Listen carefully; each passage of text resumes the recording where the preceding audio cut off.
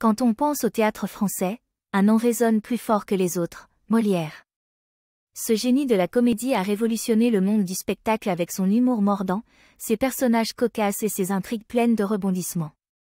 Aujourd'hui, plongeons dans la vie fascinante de Molière et découvrons comment Le Malade imaginaire est bien plus qu'une simple comédie. Des débuts modestes, Jean-Baptiste Poquelin. Né en 1622, Jean-Baptiste Poquelin, plus connu sous le pseudonyme de Molière, grandit à Paris dans une famille de marchands. Mais au lieu de reprendre l'affaire familiale, il a une toute autre passion, le théâtre. Il décide alors de poursuivre ses rêves, quitte à décevoir son père.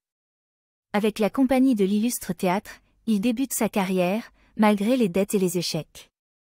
L'ascension d'un maître de la comédie. En parcourant la France, Molière perfectionne son art du spectacle. Son style unique mêlant satire sociale et humour fait mouche. Ses pièces critiquent la société de l'époque, ses travers et ses hypocrisies. Ses ennemis? Les médecins charlatans, les faux dévots et les précieuses ridicules. Le Malade imaginaire, plus qu'une comédie. En 1673, Molière écrit « Le Malade imaginaire ».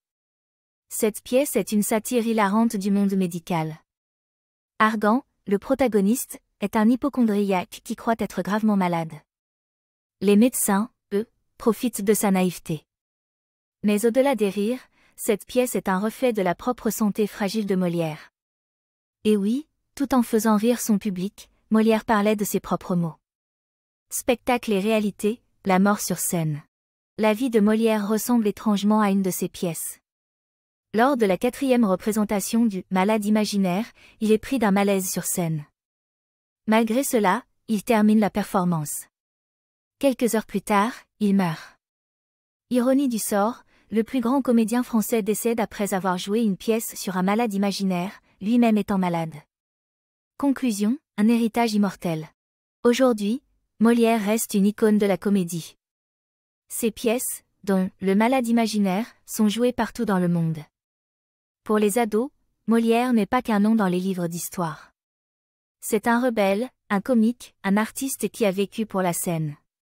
Son histoire nous montre que derrière chaque rire, il y a une histoire, une passion, une vie.